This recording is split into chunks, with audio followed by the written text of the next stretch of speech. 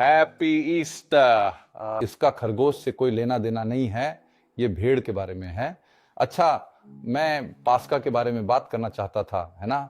ईसाई धर्म में बहुत मनाया जाने वाला, ईसाई धर्म के लिए एक बहुत महत्वपूर्ण तारीख। देखो, मैं पुराने नियम में उस नींव को लाना चाहता था जहां पास्का की उत्पत्ति हुई। वह निर्गमन अध्याय 12 में है।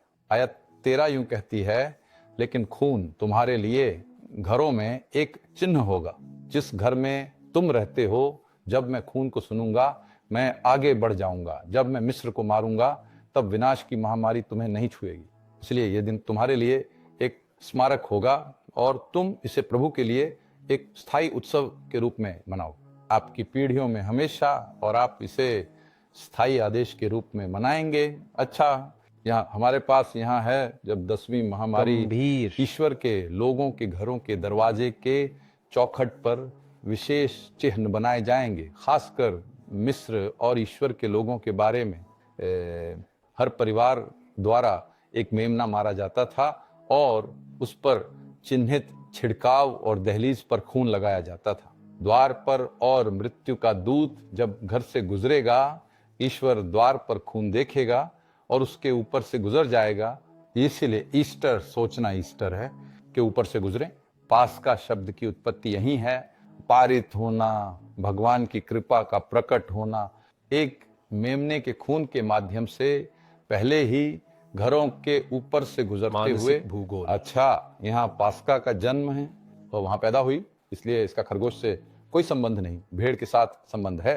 परमेश्वर के मेमने का खून, इसलिए हम मसीह में पास्का मनाते हैं। आज के ईसाई पास्का मनाते हैं, क्षण जन्म हुआ।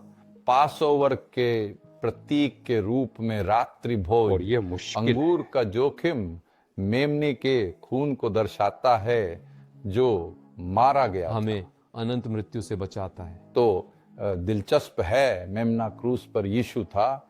जब भगवान के लोगों की मिस्र में मुक्ति हुई, तब समुद्र खुल गया था। बपतिस्मा का प्रतिनिधित्व करता है। तीर्थयात्रा ईसाई जीवन है और कनान वादा किया गया देश है। सो ईस्टर ये शुरुआत है, ये शुरू करने की जगह जहां हम समझते हैं, जॉन 3:16, ईश्वर ने दुनिया से इतना प्रेम किया कि उसने अपना एकमात्र पुत्र दिया, ताकि हर कोई जो उस पर विश्वास करता है वह नष्ट न हो बल्कि अनंत जीवन पाए। इसलिए हम पास्का मनाते हैं, लेकिन यह उससे कोई संबंध नहीं है, खरगोश के साथ नहीं, चॉकलेट के साथ भी नहीं। अब ये एक महत्वपूर्ण बात है। चलो पादरी, मेरा बेटा ईस्टर के अंडे की इच्छा रखता है, मेरा भांजा भी मुझसे एक ईस्टर का अंडा उम्मीद करता है। मैं क्या करूं? मैं उसे देता हूं, एक खरगोश की तरह। यहां तक कि एक अंडा भी नहीं, अंडे का कोई मतलब नहीं है, लेकिन हम उस पर चर्चा नहीं करेंगे। मैं आपको इस संबंध में क्या सलाह दूं, एक ईसाई के रूप में इस त्योहार का दिन क्या करूं? चॉकलेट दूं या ना दूं? ईस्टर अंडा दूं या नहीं? क्योंकि बहुत से लोगों को संदेह है कि क्या उन्हें मनाना चाहिए या नहीं। मैं एक सलाह दूंगा। आप देखेंगे कि पौल अपोस्टल एक शहर में कैसे पहुंचते हैं और देखते हैं कई छोटे देवता कुत्ते नीचों में हैं, और पौल उन्हें बड़े ध्यान से देखता है। बहुत सारे देवता होते हैं और वह उन खांचों में से एक में कुछ बोलते हुए महसूस करता है। इस तरह लिखा, भगवान अनजान है। मैं पौलो के लिए क्या कर सकता उसने ढेर सारे झूठे देवताओं पर हमला नहीं किया। उसने उस बात को लिया और कहा, मैं उस अज्ञात देवता का प्रचार करने आया हूं जिसे आप नहीं जानते। वह बुद्धिमानी और अनुग्रह से उपयोग किया।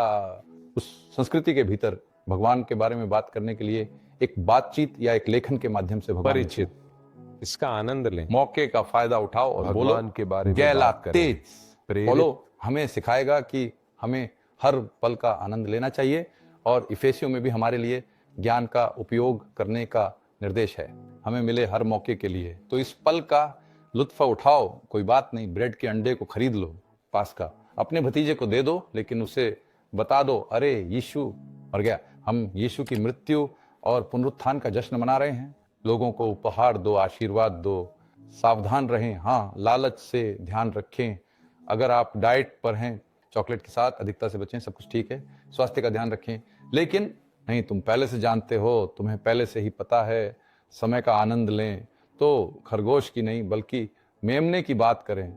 सो मेरी सलाह है कि आप ईस्टर मनाते हैं, परिवार में साथ मिलकर जश्न मनाएं, घर पर एक दावत आयोजित करें। देखो कितना सुंदर है, ईस्टर पर, ईस्टर संडे को हम बच्चों के लिए एक भोज तैयार करते हैं। वे इसे अपने माता पिता के साथ घर पर भोजन करने के लिए ले जाते हैं, क्योंकि यह भोज नए नियम के ईसाइयों के लिए प्रतिनिधित्व का माध्यम है। ईस्टर के बारे में, जब हम चौथी रोटी मसीह का क्रूस पर मरना है, जब हम रस पीते हैं, तो यह उस खून का प्रतिनिधित्व करता है जिसने दरवाजों को ढका, जिसने हमें मृत्यु से बचाया। वाह, खुश पास्का। उसका खरगोश से कोई संबंध नहीं है, ये उसका रंग है। भगवान आपका भला करे।